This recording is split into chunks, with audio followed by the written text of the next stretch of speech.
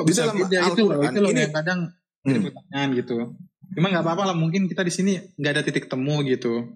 Tapi Al-Quran saya ini paham yang abang maksud, litu bayinas bang, Saya diperuntukkan kepada seluruh umat manusia. Bedanya Ya. dengan Taurat dan Injil hanya diperuntukkan kepada Bani Israel. Al-Quran ini litu bayinas bang. Ya ayuhan nas, nggak ada kecualian. Semuanya untuk seluruh umat manusia, baik itu dia rupanya buruk, rupanya jelek, rupanya cantik, cacat ataupun normal ataupun kulit hitam, kulit semua bang, tidak ada kecualian. Nah gini loh bang, kan kalau dikatakan menyempurnakan, sedangkan Al-Quran itu kan mempercayai Taurat dan Injil juga, otomatis kan referensi sebelumnya kan dari Taurat dan Injil ya. Ini sekali lagi ya, mungkin titik temu kita yang nggak bisa ketemu lah di sini. Nggak tahu ya pola pikir Al-Quran bang, salah bang, saya klarifikasi. Koreksi, Al-Quran tidak pernah menjiplak bang. Al-Quran tidak pernah menjiplak bang. Ya terus Al-Quran itu berdiri sendiri. Ya paham. Terus Al-Quran tahu cerita-cerita Nabi Musa, Daud itu dari mana? Ya dari Allah, karena Allah yang pernah menjadikan mereka nabi. Enggak, maksudnya gini loh, kan Tuhannya emas itu kan menurunkan ke Nabi Muhammad itu ya. Nah, jadi Nabi Muhammad ini tahu kisah yang itu dari mana gitu? Dari Allah bang. Dia juga nggak pernah baca kitab sebelumnya. Dia nggak pernah baca kitab Taurat dan Injil, nggak pernah bang. Dia dapat informasi itu dari Allah. Sip. Terus apa ya? Koreksi kalau salah. Lingkungan sekitar Muhammad ada yang nggak masuk Islam nggak pada saat itu? Apa masuk Islam semua? Oh jelas bang, Jazirah Arab Islam semua pada kala itu. Setelah Rasulullah teman-temannya selesai juga, mengerjakan tugasnya. Yang Yahudi, yang Kristen juga. Yahudi juga ada bang. Pada saat Nabi Muhammad itu. Oh ada, berarti ada ya, ada. Ada. Nasrani juga ada bang. Berarti kayak itu gitu. Semua tertulis di hadis bang. Kalau di Al-Quran nggak ada. Nah itu ada di Al-Quran, ada di Al-Quran. Silakan Anda buka di Al-Baqarah 62. Tapi ada di Al-Quran. Kalau emang bentar saya bacakan dalilnya itu bang, biar Anda paham. Al-Baqarah 62 sebentar. Sorry dulu nih bang, sebelum ini kadang saya bingung. 600 tahun setelah Kristen datang diituin nama Tuhan Yesus gitu. Menurut iman saya ya, menurut yang itu kan ada waktu senggang 600 tahun. Lahirlah Nabi Muhammad. Iya, kekosongan. Artinya bang, kekosongan bang. Kekosongan lah ya. Kekosongan, iya. Lahirlah Nabi Muhammad gitu. Kadang pola pikir saya, kok ketika Muhammad datang yang katanya dia menerima firman Tuhan itu sendiri atau Allah, kok di lingkungan dia yang sekitar dia nggak menegur gitu kalau emang katanya ada pembaruan gitu. Maksudnya udah dia ituin otak-atik gitu loh. Kalau emang katanya udah ada campur tangan inilah, diubah lah gitu. Kenapa? Iya, jadi saya paham. Jadi semua informasi itu didapatkan dari Allah Subhanahu wa taala melalui malaikat Jibril alaihissalam. Terus? Nah, jadi Rasulullah menerangkan hal itu kepada orang-orang yang tidak percaya kepada Allah, termasuk juga kepada kaum kafir Quraisy. Nah, di situ dijelaskan bahwasannya di surah Al-Baqarah 79, Bismillahirrahmanirrahim, innal ladzina amanu wal ladzina hadu wan nasara wasabiina man amana billahi wal yawmil akhir wa amila sholihan falahum ajruhum inda rabbihim wala khaufun alaihim walahum yahzanun. Sesungguhnya orang-orang gini bang, maksud saya tuh kenapa ya pada saat itu kan ada kayak Kristen, Yahudi. Nah kenapa Nabi Muhammad itu yang Islam imani nggak menegur gitu kalau emang katanya kata kalian tuh udah diotak-atik gitu. Gini loh yang benar gitu. Apa ini kita main berandai-andai ya? Apa jangan-jangan mereka pun nggak percaya gitu? Apa gimana nih bang? Makanya saya kadang berpikir terlalu jauh gitu. Apa gimana gitu? Ya, lanjut teman-teman di sini azan. Saya nyimak dulu.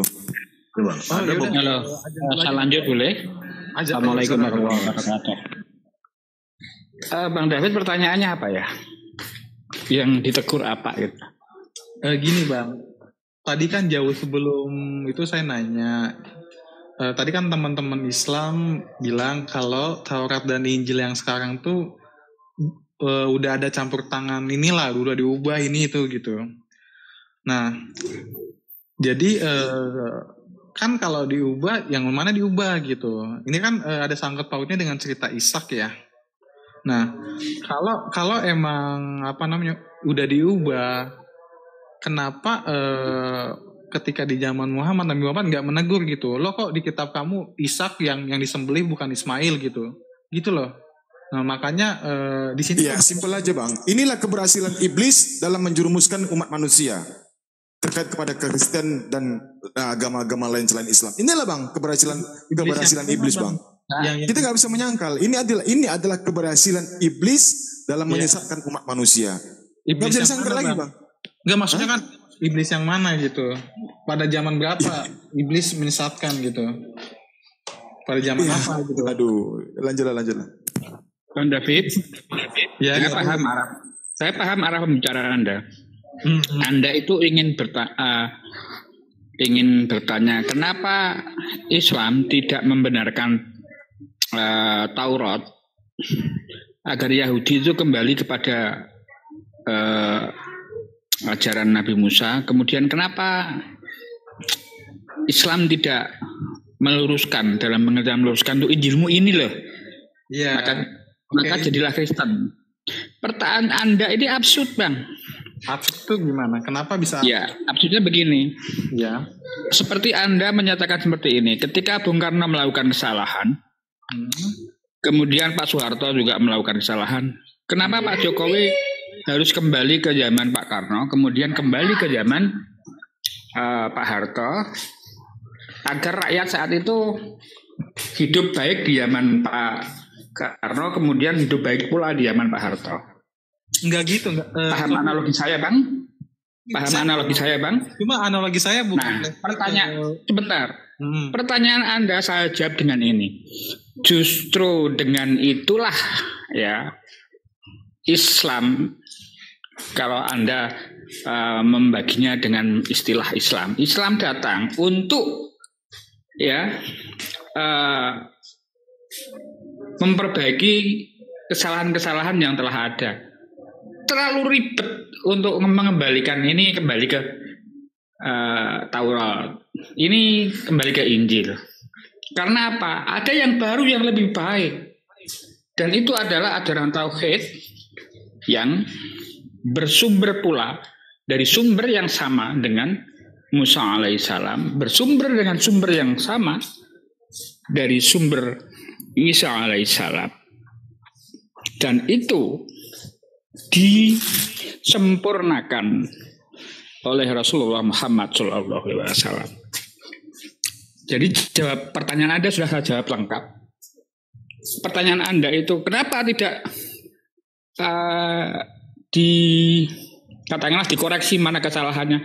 Justru Islam ini datang untuk mengkoreksi. Jadi pertanyaannya bukan begitu yang seharusnya ditanyakan. Kenapa Yahudi tidak mau? Yang saya maksudkan Yahudi ini yang masih tetap berpendirian pada Yahudinya, tidak mau memeluk Islam. Kenapa? Nasrani tidak mau memeluk Islam, apalagi Kristen yang datang setelah Nabi Muhammad gitu. Itu jawaban saya, Bang. Nah ini Abang percaya nggak sama ini yang tadi saya tunjukin datanya, Bang? Percaya nggak?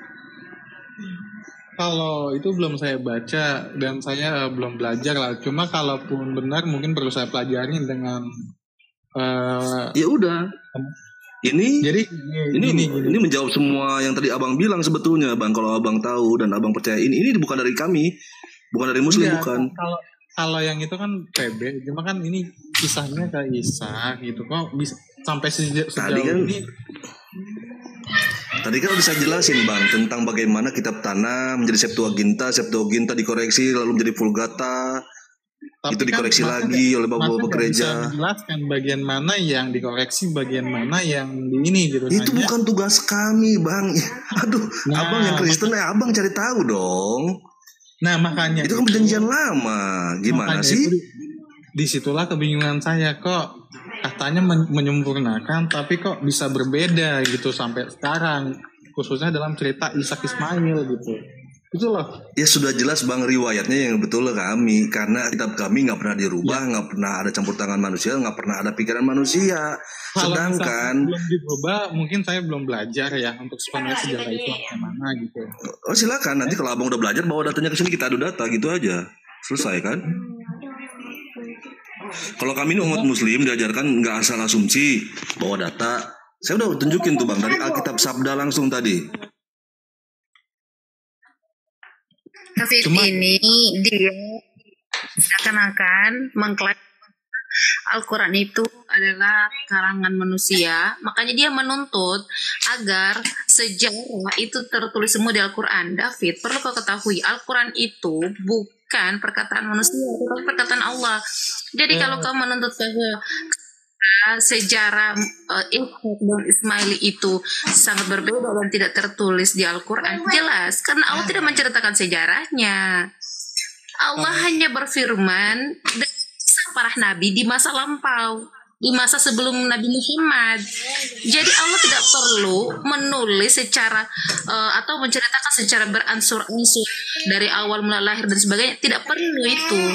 Karena Allah itu bukan menceritakan sejarah, tetapi menceritakan kisah Nabi sebelumnya yang dia utus.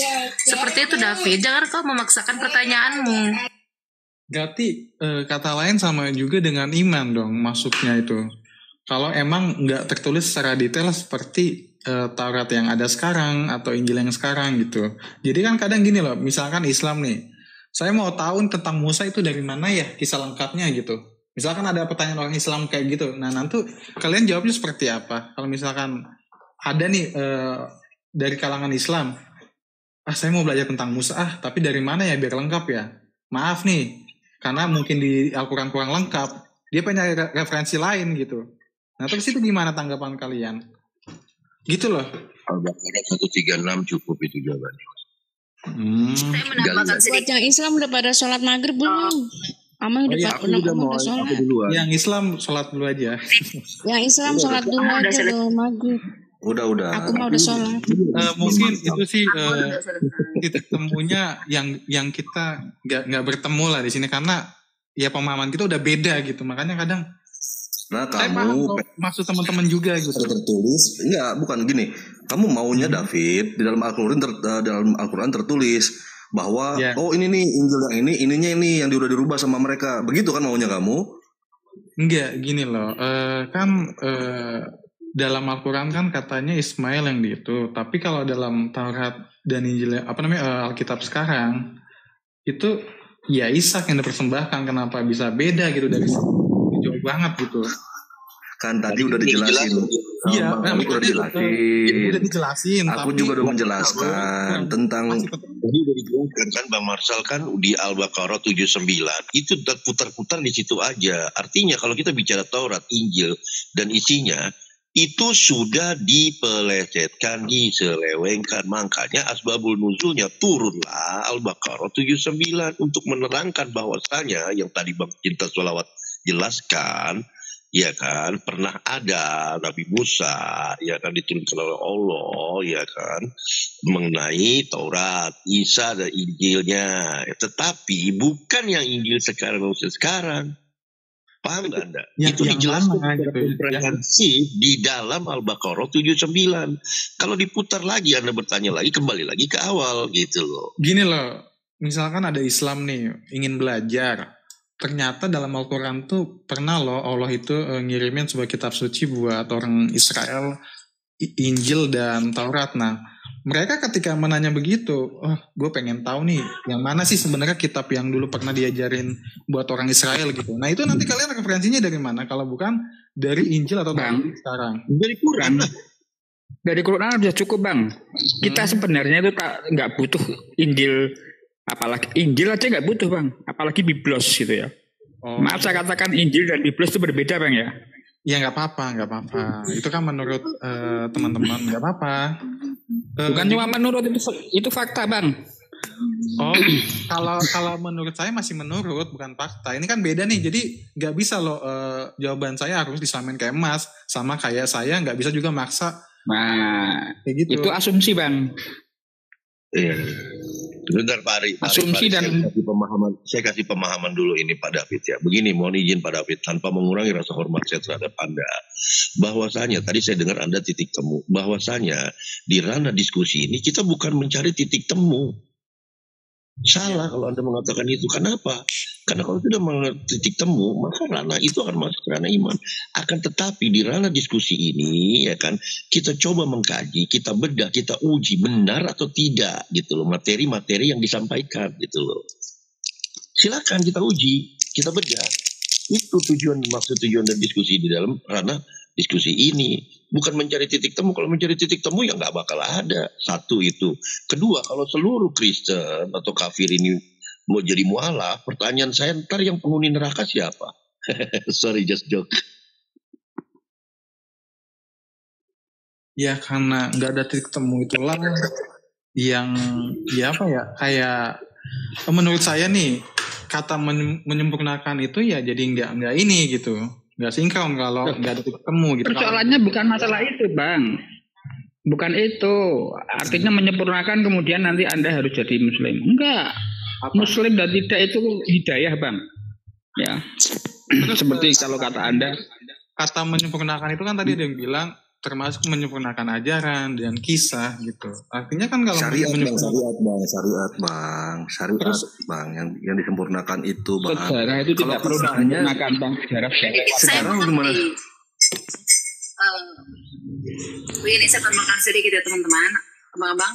Saya mengerti pernyataan David. David ini dia mau gini, pertanyaannya itu kalau Al-Quran bersifat penyempurnaan, mengapa di Al-Quran itu tidak ada tertera isi Taurat, isi Injil? Betul ya David? Begitu maksud pertanyaanmu? Iya kayak gitu. Nah, aku tahu pertanyaan David. Gini David, kita sebagai umat Islam, umat Muslim, kita meyakini, kita mengimani kitab-kitab sebelumnya. Ya, kita mengimani hal itu. Tetapi yang kita ikuti sekarang adalah Al-Quran, di mana yang diwahyukan oleh Allah, ya, dan diutusannya adalah Nabi Muhammad SAW. Jadi kalau kamu mengatakan kenapa di Al-Quran tidak ada tertera Injilnya, tidak ada tertera Tauratnya, hey David, kamu Kristen menggunakan perjanjian lama, sedangkan agama Yahudi tidak mengenal Tuhanmu. Sedangkan Tuhanmu mengajarkan tentang Injil. Tetapi kami sebagai orang Islam, kami sangat mengimani itu. Jadi yang kamu pertanyakan, kenapa agama Yahudi tidak mempercayai adanya Yesus? Padahal Yesus membawa ajaran Injil. Padahal kita sebagai Kristen itu mempercayai adanya Taurat. Harusnya kamu mempertanyakan itu kepada agama Yahudi, orang Yahudi, karena kamu menggunakan perjanjian lamanya. Sedangkan kita umat Islam, kita tidak pernah mengklaim bahwa kita tidak mengenal Yesus, kita tidak mengenal Injil, kita mengenal Dia. Tetapi kalau kau mengatakan bahwa di mana buktinya, kenapa tidak ada isi Taurat dengan Injil di dalam Al-Quran? Karena memang itu Alkitab, bukan semuanya tercantum di dalam Al-Quran. Sudah saya jelaskan bahwa dia menceritakan masa lampau. Allah berfirman, bukan Allah menceritakan sejarahnya. Seperti itu, David. Iya ya.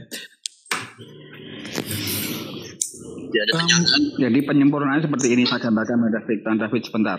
Saya jelaskan lagi. Sorry ya, mungkin lagi. Artinya begini, Islam itu mengimani adanya Nabi Musa dengan kitab-kitabnya. Kemudian mengimani ada Isa alaihissalam dengan kitabnya ya.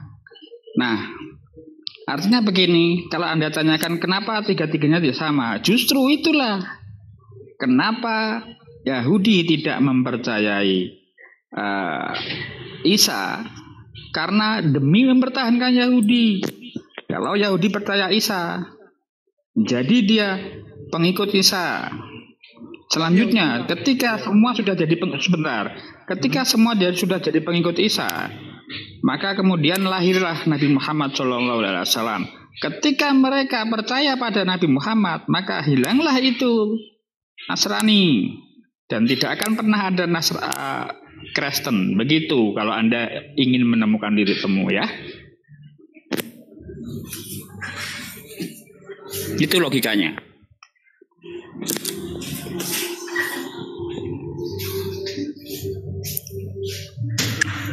Halo. David.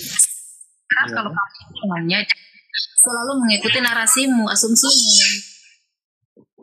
Enggak, ini kan kita kan punya pikiran kita masing-masing dan nggak bisa disatukan dengan sesuai dengan pemikiran masing-masing gitu. Dan saya juga menghargai teman-teman bagaimana berpikir, cuma tetaplah ini pikiran saya yang mungkin menurut saya kurang inilah, menurut saya loh ya, bukan menurut teman-teman gitu. Cuma kalaupun nggak ada titik temu ya nggak apa-apa gitu. Kalau menurut saya, karena pikiran saya itu gini loh, kalau dibilang tadi katakan Yahudi nggak percaya Isa, lah emang Yahudi percaya Nabi Muhammad nggak juga kan gitu. Nah, ya makanya mereka tetap Yahudi. Ya terus, gimana tuh? Kalau percaya Muslim mereka. Bener Pak Ari bilang tadi, gimana sih kamu mau coba ambil komparasi? Gimana tuh kamu? Aku bilangin kalau percaya Muslim mereka. Dan itu terbukti di Madinah itu kelompok kaum Yahudi yang percaya Muslim. Jangan dikira dari Muslim itu tidak ada keturunan Yahudi. Ada. Jadi hanya Anda belum tahu. Waalaikumsalam warahmatullahi wabarakatuh. Bahkan istri Nabi itu ada yang keturunan Yahudi. Tapi jadi Islam. Saya tambahkan Pak Ari. Jadi gini. Ya jelas Bang. Ummul Mukminin nggak Islam ya lucu tuh Bang. 15 menit lagi saya udah nih ya. Soalnya ini mau ada ini. Enggak, kita harus buat dulu. Standing point-nya begini Pak David. Iya, enggak apa-apa. Ini standing point enggak apa-apa. Gimana? Mohon izin Pak Ari. Saya sembari belajar juga ini gitu maksudnya. Iya, betul. Jadi begini. Saya memperhatikan dari tadi Anda mengambil teknik komparasi. Sekarang saya ingin tegaskan bahwasanya Islam dengan kitab sucinya Al-Qur'an bisa mandiri gitu loh. Nah pertanyaannya, tadi kan di awal saya tanya, apakah PB bisa berdiri dengan sendirinya tanpa PL?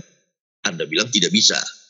Nah mari kita bedah, kita uji. PL ini akarnya dari mana? Dari Torah.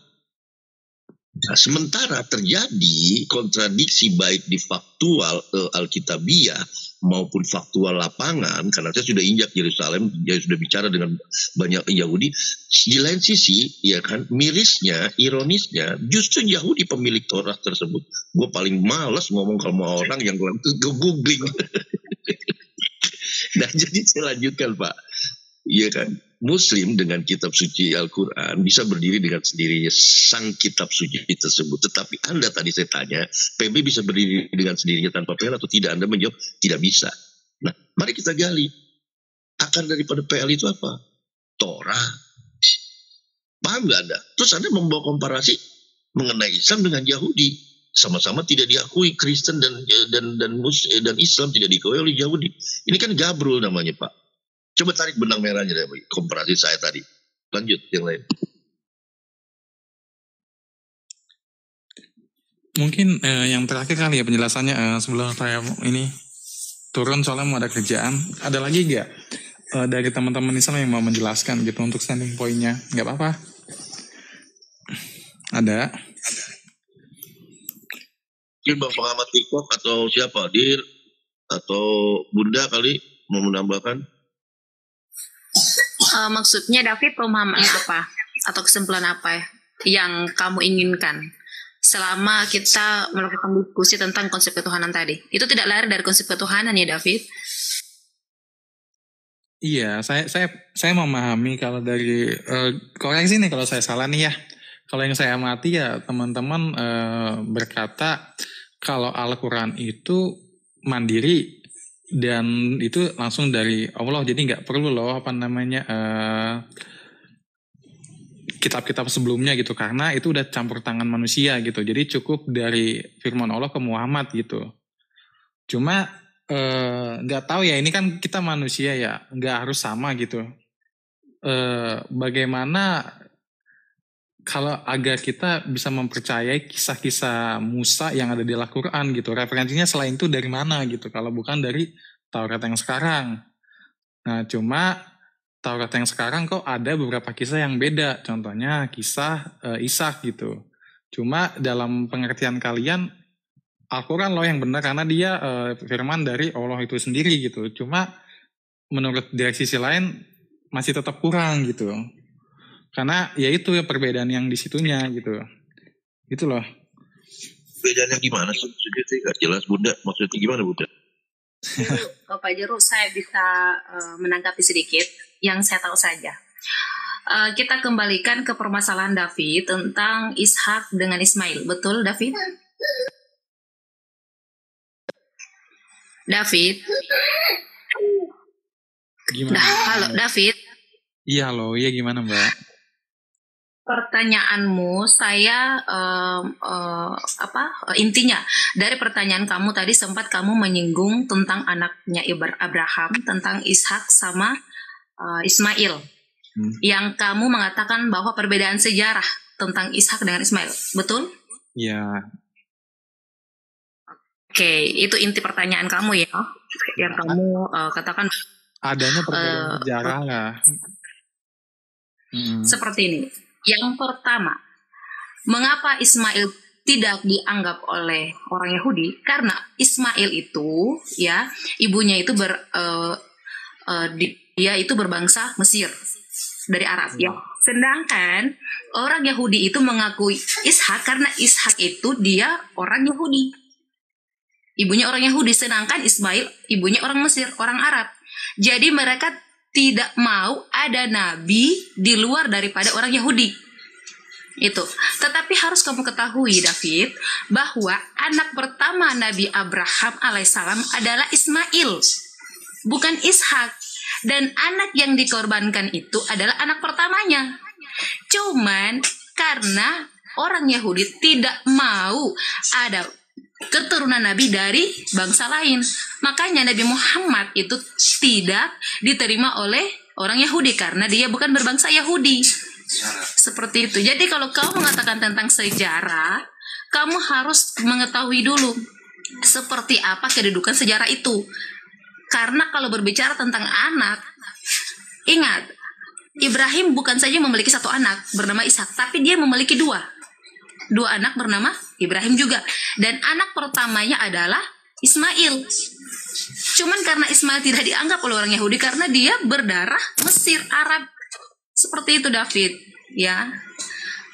Jadi kalau kamu mengatakan bahwa tentang sejarah itu kita lupakan dulu sejarah, tetapi kita mengambil sebuah titik bahwa keegois orang Yahudi yang tidak mau menganggap bahwa ada keturunan Nabi yang memang diberikan oleh Allah dari berbangsa Arabia, tetapi mereka hanya mengklaim bahwa nabi-nabi terdahulu hanya berbangsa Yahudi.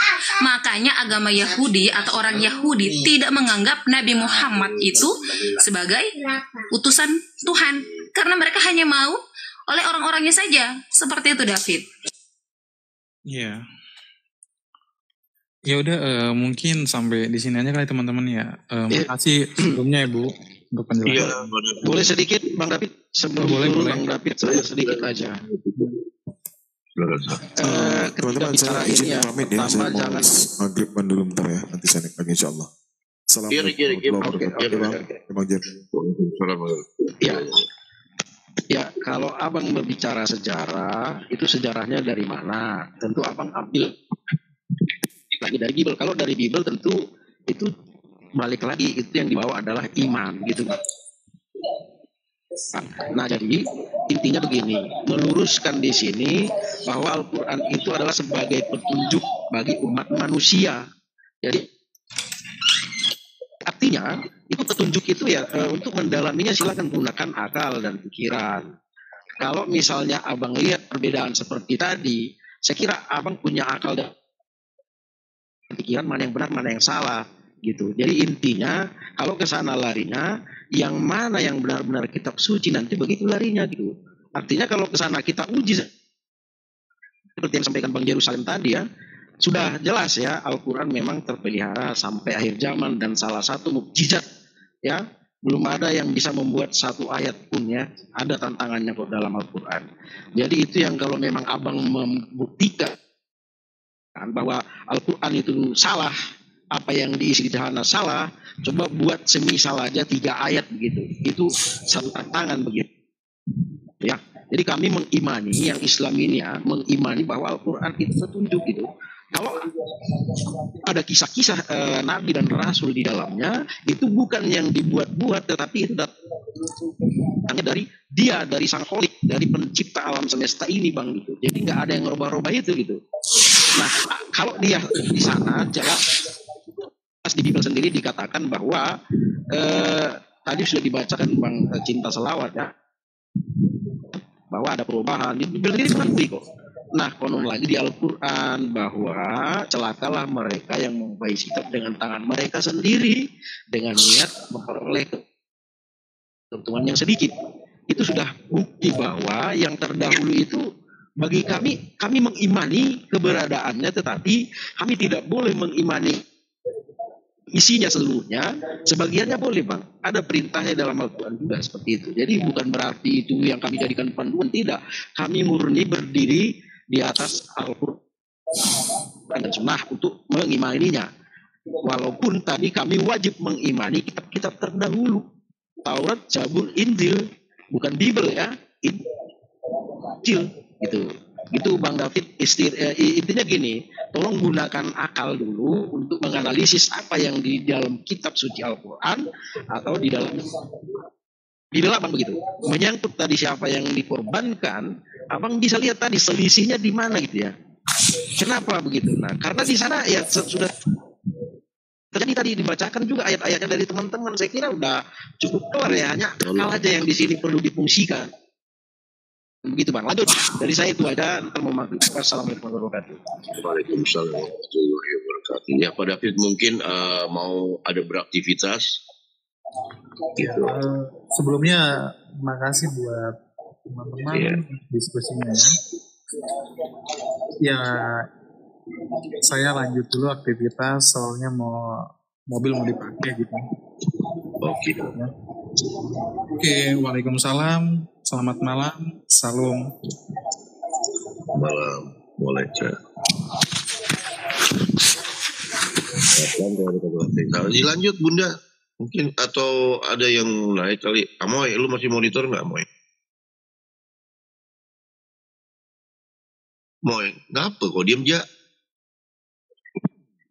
Bentar, lagi makan ya. Oh lagi makan. Lanjut Aku ya. sholat tadi lapar. Oh lanjut ya. Itu ada user Islam atau Kristen kan deh. Iya oke. Selamat malam user.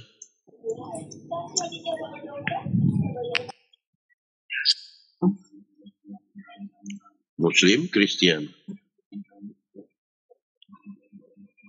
User, selamat malam. Selamat malam, Muslim Selamat malam. atau Kristen? Shalom. Oke, Kristen. Ada yang mau disampaikan atau mau ditanyakan?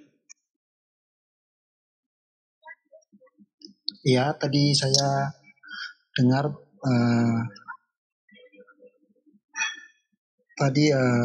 diskusi dari kawan Kristen dan kawan-kawan dari umat Muslim. Itu tadi saya ada dengar mengenai Ismail dan Ishak. Nah, jadi tadi dijelaskan oleh Kak Caca, itu umat Kristen tidak menerima Ismail sebagai nabi karena ibunya berasal dari Mesir. Kan tadi dijelaskan seperti itu ya, Kak Caca. Bukan Kristen, yang saya maksudkan adalah orang Yahudi. Ya, maksudnya tadi Kak Caca jelaskan itu Yahudi tidak menerima Ismail sebagai nabi karena ibunya berasal dari Mesir. Iya kan, Kak Caca? Karena yang dipertanyakan David tentang, dia mengatakan bahwa sejarah yang berbeda tentang Ishak dan Ismail. Kalau di Nasrani dengan Yahudi hanya menganggap bahwa Ishak saja anaknya Abraham. Tetapi kenapa di Islam mengatakan bahwa Ismail juga adalah salah satu nabi? Makanya saya menjelaskan seperti itu. Oke, ya. Dan saya meluruskan sedikit ya, menurut Kristen, iman kami Kristen, ya memang Abraham mempunyai 2 anak. Anak yang sulung Ismail yang tadi seperti yang tadi Kak Caca udah sampaikan. Anak yang sulung Ismail. Tetapi Hagar, ibunya Ismail itu adalah pelayan. Pelayan, sedangkan istri sahnya adalah ibunya Ishak, Sarah. Bang, dari mana dasarnya pelayan Bang? Di Bible jelas kok itu. Jangan ngarang gitu. Kalau ngunculin data, coba pakai dalil gitu loh. Orang itu putri raja itu. Iya bang. Iya. Gini bang. Makanya pakai dalil di Bible aja jelas kok, nggak disebut di situ pembantu gimana. Dari mana saya? Iya. Pakai dalil.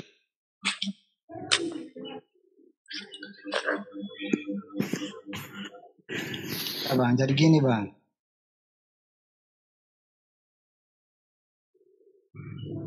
Hilang lagi sinyalnya dia.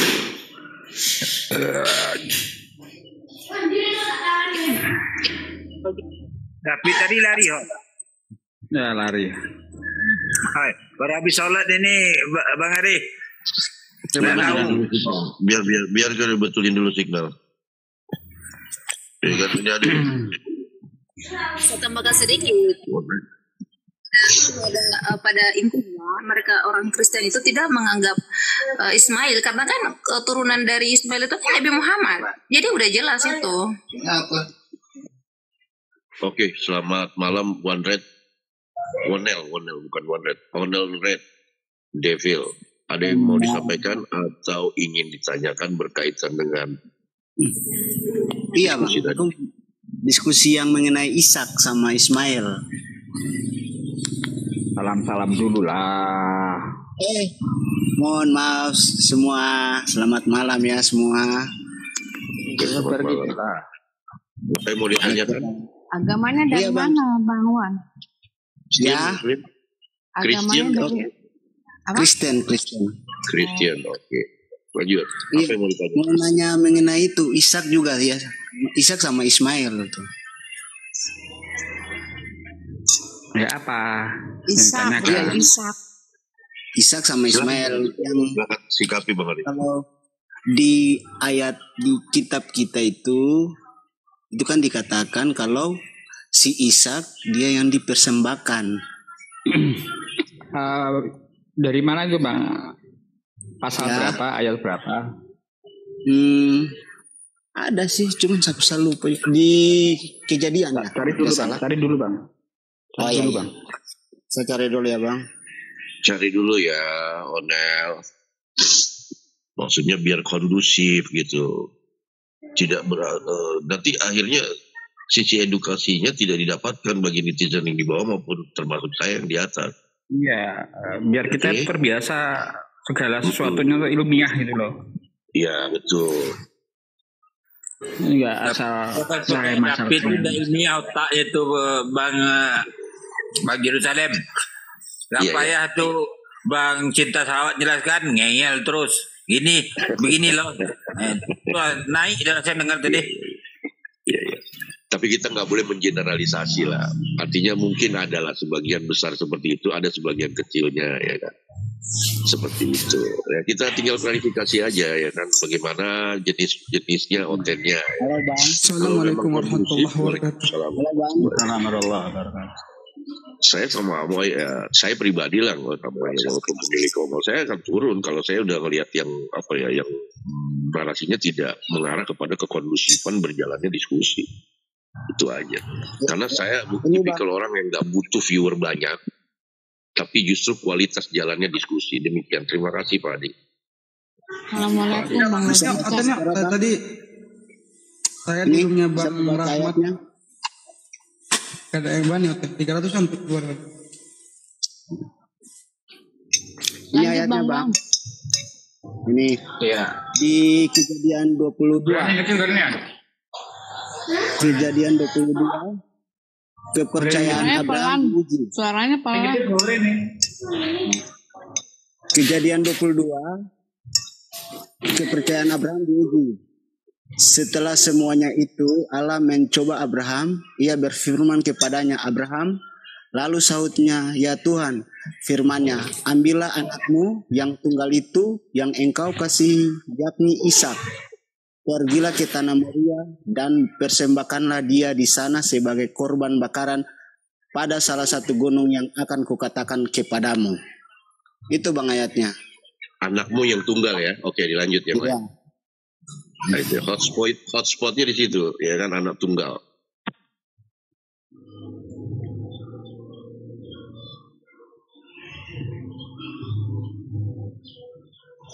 Silakan Bang Ari mau menanggapi. Kejadian berapa tadi? Enggak jelas, suaramu mendem. Kejadian 22.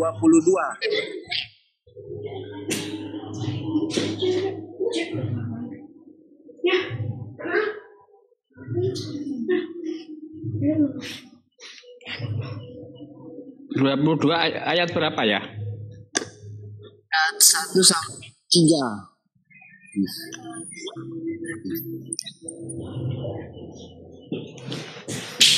Yang ditanyakan apa ya? Ishak sama Ismail yang dipersembahkan. Itu yang siapa yang dipersembahkan gitu, Pak? Ya. Kalau dalam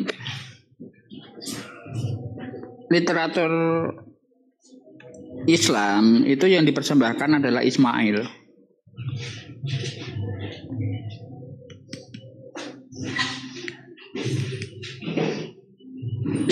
Halo. Oke, Wanel, pertanyaan Anda tadi sudah dijawab sama Pak Ari. Silakan, Anda ingin ada lagi yang ditanyakan? Bagaimana tadi? Dalam literatur Islam yang dipersembahkan itu Ismail. Iya ya, tapi ini Pak, saya mau tanya, kok kenapa bisa ini beda-beda ya Pak? Itu yang saya bingung, makanya saya mau tanya. Di Al-Quran jangan bingung, Ismail, tapi di Alkitab, di kepercayaan kita itu Ishak. Jadi yang membenarkan ini yang mana? Begini, sebentar Pak Ari, saya tambahkan sedikit. Karena kalian itu pada umumnya hanya berdasarkan kepada Ishak. Kalian tidak menganggap bahwa Ismail itu benar-benar adalah seorang nabi yang hanya berdasarkan anak dari budak. Iya kan? Betul kan Pak Onel? Tetapi secara kesamaan agama Yahudi, ketika Ishak dijadikan persembahan ya, atau yang diinginkan oleh Tuhannya, itu diganti dengan domba. Sebagaimana juga dengan Islam digantikan dengan hewan juga. Tetapi yang anehnya kalian mempersembahkan manusia. Jadi tidak perlu kamu mempermasalahkan bahwa kenapa berbeda sejarah tentang Ishak dan Ismail. Karena memang pada umumnya kalian itu tidak menganggap Ismail itu ada. Jadi walaupun kita berbicara tentang kenyataannya, kalian akan tetap menolak itu. Karena saya sudah mengatakan bahwa di umat Nasrani dengan Yahudi tidak menganggap bahwa Ismail itu benar-benar ada. Jadi saya rasa sudah cukup. Anda tidak perlu memperdebatkan dan mempermasalahkan tentang siapa. Jadi penegasannya di mana Bunda? Sebentar Onel.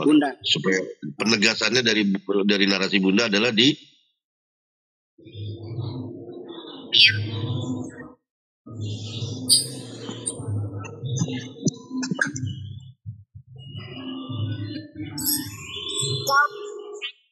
Onel, bahwa kok sejarah Islam bisa berbeda dengan pernyataan di Nasrani dengan Yahudi, karena Nasrani dengan Yahudi ini di dalam kitab atau sejarah itu hanya tertulis Ishak. Karena memang saya jelaskan sebelumnya bahwa di Yahudi dengan Nasrani itu tidak menganggap bahwa Ismail itu benar-benar ada. Ismail itu adalah seorang nabi. Karena pada umumnya, jangan saya mengutip Nasrani, saya mengutip dari para Yahudi, agama Yahudi, karena memang Abraham itu dari orang Yahudi. Ya, dari kalangan mereka sendiri, orang Yahudi pada umumnya tidak menganggap Ismail itu adalah seorang nabi, karena Ismail itu dari turunan Arab, dari turunan Mesir, karena ibunya dari Mesir. Ya, karena mereka ingin bahwa keturunan nabi itu hanya berdasarkan dari orang-orang Yahudi saja. Jadi ketika pernyataan yang dikatakan Onel, kenapa bisa hanya Ishak yang diperkenalkan saja sebagai anak tunggalnya Abraham, karena memang mereka tidak pernah mengenal Ismail. Oke. Mungkin yang lain ada yang menambahkan. Tapi begini Bunda, saya mau tambahkan sedikit. Iya. Saya mau tambahkan sedikit. Kalau Bunda bilang Ismail dari bangsa Yahudi atau untuk Nasrani, Kristen, itu kita menganggap dia juga itu seorang anak dari Abraham. Dan dia juga dijanjikan Tuhan Allah itu kepada Ismail juga beranak cucu yang banyak, sama seperti Ishak. Tetapi yang dijanjikan Allah yaitu kepada Ishak, istrinya yang Abraham punya istri yaitu Sarah, itu yang dijanjikan, lebih dijanjikan Ishak. Kalau Ismail memang dia yang karena dia itu cuman kalau di kitab kita tuh dia yang Hagar ya. Hagar itu cuma yang sebagai itu kalau mau dikatakan seperti apa ya? Yang membantu Sarah ya kayak gitu ya. Kayak yang dia itu, tapi istri yang sah adalah Sarah. Jadi Tuhan itu mau Sarah yang keturunan dari Sarah sama Abraham. Tentang istri yang sah itu perlu dipertanyakan. Itu klaim ya. Anda bisa menarasikan semacam itu dengan nanti dari narasi Anda itu menyatakan bahwa Hajar itu bukan istri yang sah. Dari mana Anda mengambil pendapat bahwa ibu Ismail ini bukan istri yang sah? Ada di Alkitab. Nah, itulah yang pertanyaan Anda itu terjawab dengan kitab Anda sendiri. Artinya apa? Anda menganggap bahwa Hajar itu bukan istri yang sah. Makanya tidak akan mungkin mengambil Ismail itu. Iya, Bang. Karena begini. Yang kalau di kitab-kitab berceritakan itu begini. Allah menyuruh Abraham supaya nanti mendapatkan istri dari Sarah. Tapi Sarah ini karena dia berpikir dia sudah tua, tidak mungkin dia bisa mendapatkan anak karena dia sudah haid, sudah tidak ada haid lagi, tidak dapat haid. Saya bertanya sekarang, Ibrahim bagi Anda itu apa? Abraham itu segala orang beriman. Hah? Sebagai orang beriman. Kemudian seorang beriman pantaskah mengambil seorang wanita bukan sebagai istri yang sah? Ya begini ya Pak. Zaman bukan begini jawabannya ya apa tidak gitu loh Bang. Nggak usah muter Bang. Udah dijawab dulu Nel. Jadi lebih terkonstruksi gitu loh. Tanya jawab atau diskusi ini. Ya, silakan dijawab. Masa dikit. Nah, dalam Bible mereka sendiri, Nabi Ibrahim alaihissalam dipercaya mempunyai 3 istri. Yang pertama adalah Sarah, Kejadian 16:1-4. Yang kedua Hajar, Kejadian 16:1-4. Dan yang ketiga adalah Keturah. Kejadian 25:1-6. Dari ketiga istrinya tersebut, Nabi Ibrahim alaihissalam kemudian mempunyai 8 putra, yakni Ismail dari Hajar. Kejadian 15:16, Ishak dari Sarah. Kejadian 21:3-5, dan Keturah punya 6 anak, yakni Zimron, Yoksan, Medan, Midian, Isbak, dan Syuah. Kejadian 25:1-2, bahkan di dalam Kejadian 17-6, Tuhan akan membuat engkau, Nabi Ibrahim alaihissalam, akan beranak cucu sangat banyak. Untuk lebih lengkap dan jelasnya saya akan mengutip Kejadian 21-5 yang isinya kurang lebih adalah bahwa pada waktu Ishak lahir, Nabi Ibrahim alaihissalam berumur 100 tahun. Sedangkan pada waktu Ismail lahir, Nabi Ibrahim alaihissalam berumur 86 tahun. Baca di Kejadian 16 ayat 16. Jadi saya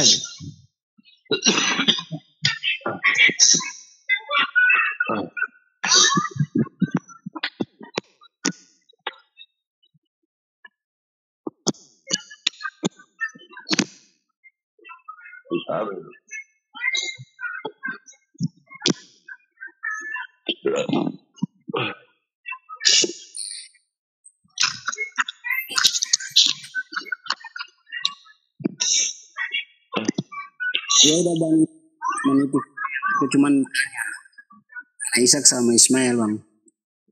Makasih ya Bang. Oke. Udah Onel ya. Sekarang Onel mau ditanya nggak Onel? Izin turun ya Bang. Sebelum turun, kira-kira Onel siap untuk ditanya atau mau turun? Mau turun aja belum bisa, kalau ditanya belum bisa belajar. Cuman kalau Ismail sama itu aku cuma ingin tahu. Oke. Oke, terima kasih Onel atas partisipasinya. Mungkin ada yang mau naik lagi. Selamat malam semua. Selamat malam. Bang. Wah, nggak mau ditanya abang. Pak Yerusalem, itu mungkin dia cuma pengen tahu, tapi bagus juga dia istilahnya nggak menghujat, nggak mengeluarkan kata-kata keras, apalagi menghujat itu. Bagus sebenarnya ini orang ini. Itulah makanya kita nggak bisa juga mengeneralisasi semua kan ya, walaupun sebagian besar mereka adalah seperti itu.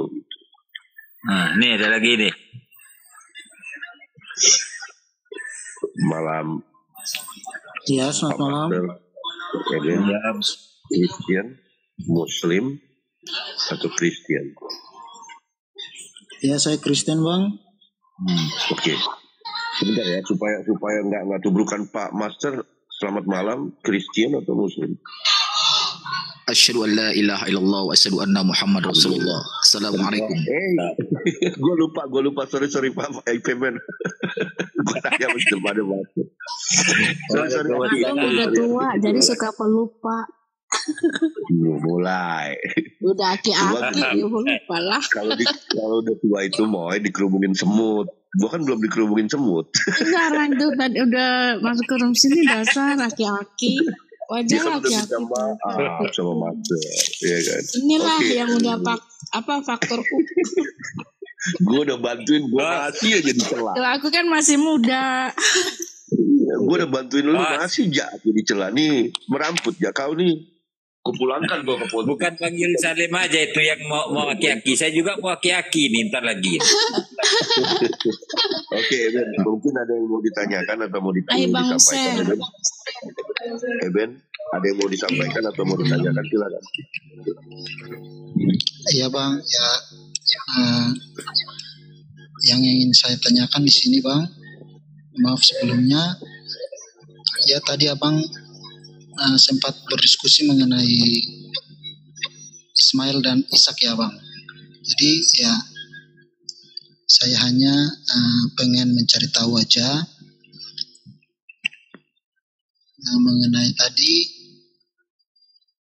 mengapa di dalam Kristen itu dikatakan Ishak ini yang dikorbankan mengenai, tetapi di dalam Al-Quran itu kenapa Ismail yang dikorbankan ini? Yang benar ini yang mana Bang? Oke, yang benar yang mana? Silakan mungkin Pak Matur yang mau menjawab, atau Pak Ari atau Bunda atau Pak Sandi atau yang lain. Apa maksudnya? Jadi sebenarnya ya dua-duanya nggak ada yang dikurbankan. Iya, kedua-duanya nggak ada dikurbankan. Bahkan orang Yahudi mengatakan kedua-duanya nggak ada korban, kok nggak ada dikorbankan. Tetap juga yang dikorbankan itu adalah domba. Selesai. Apalagi mau dipertanyakan? Nah, pertanyaan sekarang ini kenapa manusia jadi korban? Yesus bisa jadi korban. Itu sekarang permasalahannya. Nah, ini permasalahannya. Jangan lagi diungkit-ungkit lagi Abraham Ishak dan Ismail. Tetap juga yang dikorbankan itu adalah domba. Saya singgung. Nah, yang jadi korban ini kenapa? Alasan apa? Dan ajaran mana yang bisa mengorbankan manusia menjadi di tiang salib? Kenapa manusia dikorbankan? Itu problematiknya sekarang. Anaknya sendiri lagi. Anaknya sendiri katanya dikasih bapak. Oke. Iya, saya bantu dikit, Bang Master. Lanjut. Bang Mas, ya saya bantu dikit. Yang jelas kurnya bukan siapa yang dikorbankan. Intinya di situ bukan itu. Ada kejadian itu, ya, soal Ishak atau Ismail overdomeh, kira-kira begitu kata orang Belanda ya. Jadi iya, tapi bagaimana dengan tadi yang Yesus tadi yang dikorbankan itu kan? Nah, itu lebih sadis gitu kan? Karena kalau di Ismail atau Ishak pun yang jelas yang korban adalah domba atau kibas dalam bahasa Arabnya ya. Betul. Kibas sebagai pengganti, dan itu adalah merupakan ujian bagi seorang Nabi Ibrahim, ketaatannya terhadap Sang Holik. Ya, begitu juga dengan anak yang mau dikorbankan juga bagian dari ujian iman begitu Bang.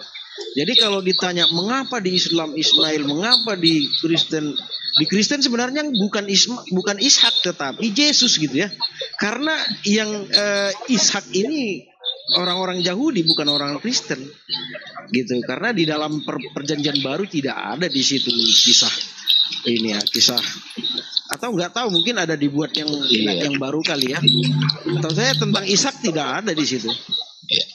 Jadi kan abang ini bang, abang pernah dengar cerita waktu kita di Zoom dulu si Ishak dua kan ada si Ishak yang Ishak itu. Dia juga mengatakan ya mengakui bahwa saya tidak ada yang dikurbankan baik Ismail ataupun Ishak, tetap juga pengorbanan yang diberitakan oleh Tuhan itu ya Allah itu atau Yahweh Fafi itu adalah kibas atau domba. Yang menjadi permasalahan yang keberatan orang Yahudi, kenapa manusia jadi korban? Itu yang jadi permasalahannya.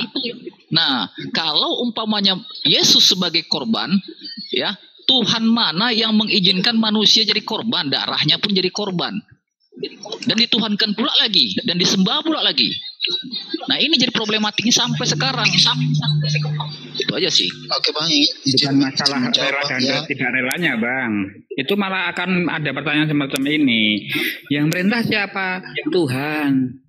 Ya, pertanyaannya apakah Tuhan memerintahkan pembunuhan? Tidak. Loh, itu kan lucu. Gitu. Tuhan malah melarang pembunuhan Bang. Bukanlah itu bagian dari misword yang di Torah Bang. Kan dilarang.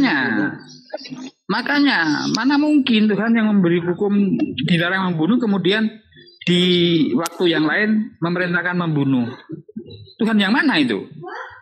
Aku cerita tentang Bang Juma bilang Dewa Molok ini. Ini Dewa Molok ini pengorbannya adalah kepada manusia. Jangan-jangan cuma nanya saja sih, apakah pengorbanan manusia itu adalah sangkut pautnya dengan Dewa Molok? Itu jadi bahan pertanyaan kita loh. Itu yang harus kita berdiskusikan. Ini sangat menarik. Dewa Molok ini kenapa di Kristen juga hampir sama pengorbanan atas manusia. Dewa Molok pun juga ada pengorbanan terhadap manusia. Nah kalau Abraham tetap tidak ada kan, dan Tuhannya Abraham tidak juga akan merelakan manusia jadi korban. Tidak ada, tetap juga hewan jadi korban. Nah coba dibahas dulu tentang Dewa Molok ini. Gimana ini, ngeri-ngeri sedap nih.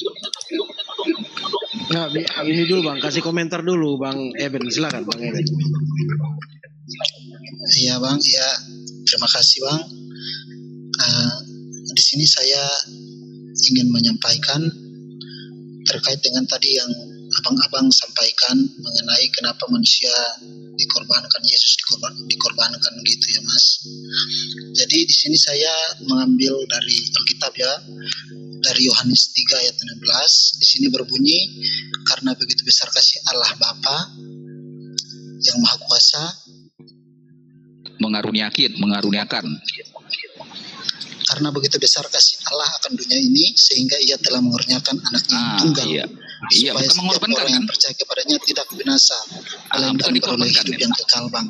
Iya, bukan gini, ya, itu mengaruniai, bukan mengorbankan ya. Iya, itu mengaruniai Bang. Iya Bang, jadi dengar. Jadi kalau berbicara mengenai Yesus yang dikorbankan itu, pada konsep kami Kristen itu Allah dengan sendirinya mengutus anaknya. Mengutus anaknya untuk menebus dosa-dosa manusia. Bukan untuk dikorbankan kan? Itu untuk menebus. Bukan untuk dikorbankan kan? Iya. Itu berarti untuk menebus dosa itu artinya sebagai utusan. Bukan dikorbankan. Maka ada karena karunia kasih Tuhan itu bukan untuk dikorbankan. Kenapa? Sekarang kutanya sama Anda, jika Anda pada masa itu melihat Yesus lagi mau Eli, Eli, Eli, lama sabaktani, kira-kira Anda menolongnya atau Anda lari? Jawab. Bang, jangan mempertanyakan ya seperti gitu Bang. Loh, kenapa? Saya dan Abang juga saya dan abang juga waktu itu juga nggak ada bang, jadi nggak usah mempertanyakan. Saya dikit aja, izin abang-abangku, bang dah. Kenapa di kitab Anda di 1 Yohanes 3 sampai 9 sebentar. Di kitab Anda di Alkitab 1 Yohanes 3 sampai 9, di ayat 3 sampai 9, setiap orang yang lahir dari Allah tidak berbuat dosa lagi, sebab benih ilahi tetap ada di dalam dia, dan ia tidak dapat berbuat dosa karena ia lahir dari Allah. Tuh, jadi untuk apa menebus dosa? Setiap orang yang lahir dari Allah tidak berbuat dosa. Setiap orang lahir kan, setiap orang yang lahir, bukan Yesus aja berarti yang lahir ke dunia dari Allah tidak berbuat dosa. Abang mencomot ayat Alkitab yang mana bang? Di sini 1 Yohanes 3. 1 Yohanes 3 sampai 9. Gak usah berdalih-dalih comot-comot ayat lah. Kami yang penting sudah kami jelaskan. Bukan comot-comot ayat. Jadi abang berbicara saya menghargai, saya terima. Silakan saya berbicara, tolong abang menghargai gitu, agar diskusinya bisa baik gitu. Sedikit aja, cuma 1 ayat. Tadi abang mengatakan 1 Yohanes 3 itu nggak masuk bang, karena abang buka di Injil yang mana bang? 1 Yohanes 3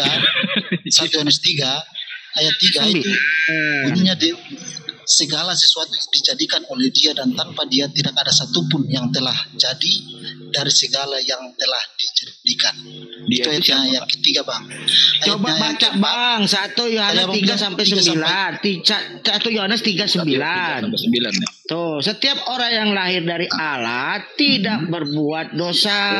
Iya. Sebab benih ilahi tetap ada di dalam dia, dan ia tidak dapat berbuat dosa karena ia lahir dari Allah. Setiap orang yang lahir. Jelas itu. Ayo, mau kemana lagi? Yohanes yang mana bang? 1 Yohanes 3 sampai 9. Atau harus baca 1 Perikop? Enggak bang, gak usah bang. Dari kejadian aja bang, sampai wahyu bang. Dengar bang. Gini bang, 1 Yohanes 3 ininya tidak seperti yang abang sampaikan bang. Abang jangan alegori ya. Abang jangan alegori. Injil Yohanes ya. Injil Yohanes sampai 9 bang. Ini Alkitab Anda lo, TB lo, ini perjanjian baru, bukan perjanjian lama. Ya, bang. Dia pura-pura lupa tuh bang. Pura-pura lupa mungkin. 1 Yohanes 39 TB. Kok saya gimana loh, ini ayat Anda loh. Ini perjanjian baru loh. Setiap orang yang lahir dari Allah tidak berbuat dosa. Sebab benih ilahi tetap ada di dalam dia, dan ia tidak dapat berbuat dosa karena ia lahir dari Allah. Setiap orang yang lahir. Jadi gimana tuh tentang penebusan? Kan jadi gini bang. Iya. Kan saya tadi kan saya sudah bilang ayat ya gini bang. Yang abang bilang satu ya alegori. Ya bang. Tidak ngaca alegori itu bukan kitab Yohanes bang. Waduh, bukan kitab Yohanes bang. Abang mungkin salah bang. Kitab Yohanes. 1 Yohanes 3 ini dengar saya sampaikan bang. Ayatnya berapa? Ya, 1 Yohanes pasalnya ayatnya yang ketiga bang. 1 Yohanes pada pasal yang pertama, dan ini bunyinya segala sesuatu dijadikan oleh dia, dan tanpa dia tidak ada sesuatu pun yang telah jadi dari segala yang telah dijadikan. Itu abang baca di ayatnya yang keberapa bang? 1 Yohanes 3 sampai 9. 3 sampai 9, coba buka sama kamu. Kamu tulis 1 Yohanes 3:9. Apa beda apa? Sama enggak? Setiap orang yang lahir dari Allah tidak berbuat dosa, sebab benih ilahi tetap ada di dalam dia, dan ia tidak dapat berbuat dosa karena ia lahir dari Allah. Kenapa dia nggak yakin ya dengan kitabnya ya? Nah itu loh bang, aku nggak tahu bang. Gimana kitabnya bang?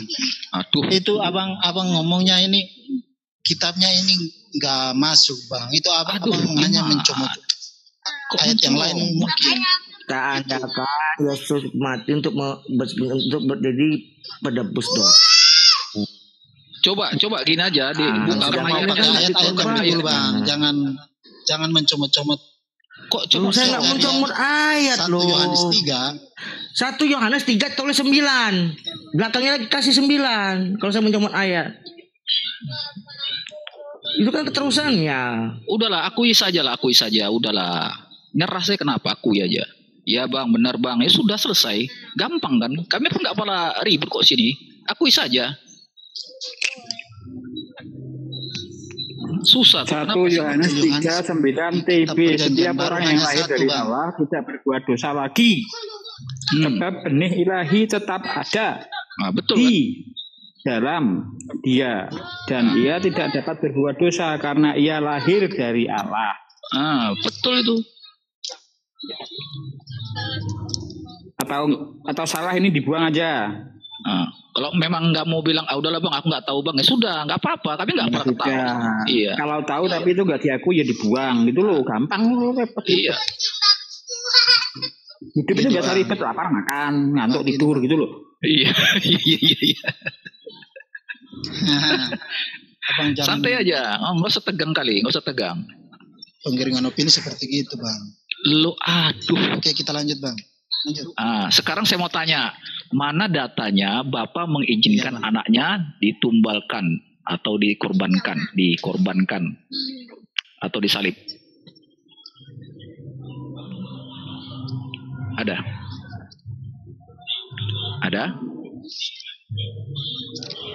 Oke bang, siap. Iya, oke. Nggak ada bang, nggak ada. Sampai kiamat kurang 1 hari. Apa mau nunggu kiamat dulu nanti baru biar ada? Iya, nggak ada juga sampai kiamat kurang 1 hari nggak akan ada. Bang Uco, kok ganti akunnya Bang Uco?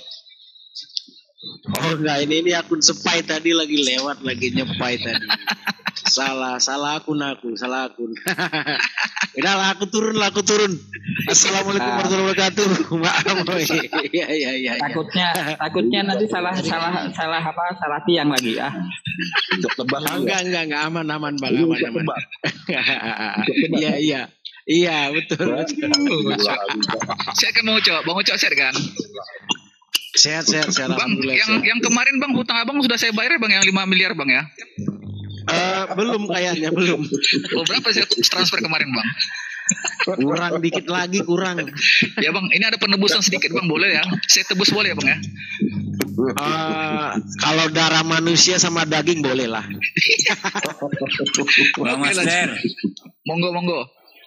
Waalaikumsalam. Aku pamit Bang Jero semuanya. Aku pamit dulu. Ya, assalamualaikum warahmatullahi wabarakatuh. Waalaikumsalam. Biar ini biar naik ini yang di bawah si Ricky Jo ini. Biar naik ya Ricky Jo. Oke? Iya. Ricky Jo naik bantu wajib. Jangan jadi pengecut ya, jangan jadi pecundang. Ricky Jo naik ya. Oke, Anda turun. Assalamualaikum. Waalaikumsalam. Tapi kalau kita yo monggo. Bang Master. Yo. Pinjam 100 dulu lah. Udah aku bagikan sama Bang Ucok tadi. Aku pulangkan. Iya. 18 hektar udah aku jual kasih sama Bang Ucok tadi. Ini tinggal ada anak orang yang mau saya korbankan ini, tapi nggak ada yang melaku. Jadi kalau kita ingat ya, kalau umpamanya kita kembali ke masa lalu, umpamanya kita pakai waktu berjalan ke masa lalu ya, kira-kira kalau umpamanya Yesus itu disalib itu kira-kira kira-kira menolong Tuhannya atau tidak ya? Kemarin tuh ada yang diskusi sama Don Ditan itu, yang perempuan tuh ditanya kayak gitu, ya terakhir dia jawab kalau secara hati kemanusiaan ya pasti saya tolong, masa Tuhan saya mau disalib udahnya. Akhirnya masih Islam itu tapi nggak jadi punya Tuhan dia. Gimana dong? Iya, di mana itu bang? Videonya bang? Susah kan? Cuma ketabrak nanti di sini. Kalau Anda tolong, Anda terjadi penebusan dosa kata Don Dita kan? Udah jadi punya Tuhan, no? Ya. Nah itu makanya ulang tadi masalahnya itu ulang tadi misterinya kenapa murid-murid Yesus itu pada lari dan Bunda Maria menangis. Itu menandakan bukan hal penembusan dosa, tapi orang tak bersalah kenapa harus dihukum. Itu intinya ceritanya itu begitu. Ya udah tergantung Bang apa nanti lah, Bang Eben lah kira-kira sanggup dia nggak jawab ketika dia masa itu. Ya, halo. Ya Bang Eben masih mau nih dong.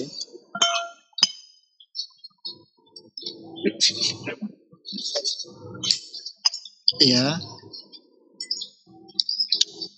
Ya silakan dilanjut Bang Eben. Udah ketemu belum Bang? Udah ketemu belum? Lagi makan dia lagi makan. Udah belum ketemu ya? Udah jadi gini Bang, kita ganti aja ceritanya Bang.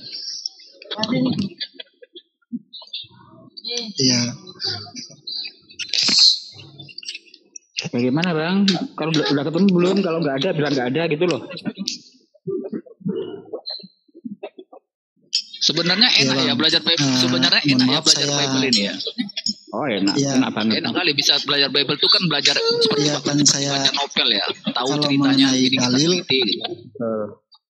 Halo. Yang penting belajar bahasa Indonesia dulu aja Bang. Iya. Ya gini Bang, saya kan pemula Bang, jadi masih perlu banyak belajar. Jadi saya mau tanyakan di sini kalau mengenai ayat tentang Tuhan Allah mengutus anaknya itu ya mungkin saya belum bisa bacakan atau saya pendapat. Jadi yang ingin saya tanyakan balik pada di sini, apakah Islam mengimani Yesus itu iya sebagai utusan? Iya sebagai utusan. Kalau rujukan Yesus itu kembali ke Isa alaihissalam. Tapi kalau Yesus yang kalian sembah itu bukan Isa loh. Itu karangan loh. Fiksinya Paulus masalahnya. Iya kata Yesus itu sebetulnya kata itu Yesus itu di abad ke-6 itu baru timbul huruf J yang sebetulnya namanya Yesa.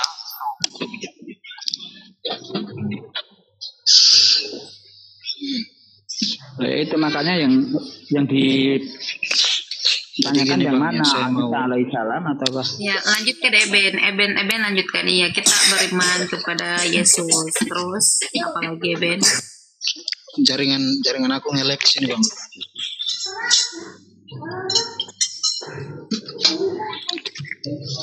Jadi gini Bang,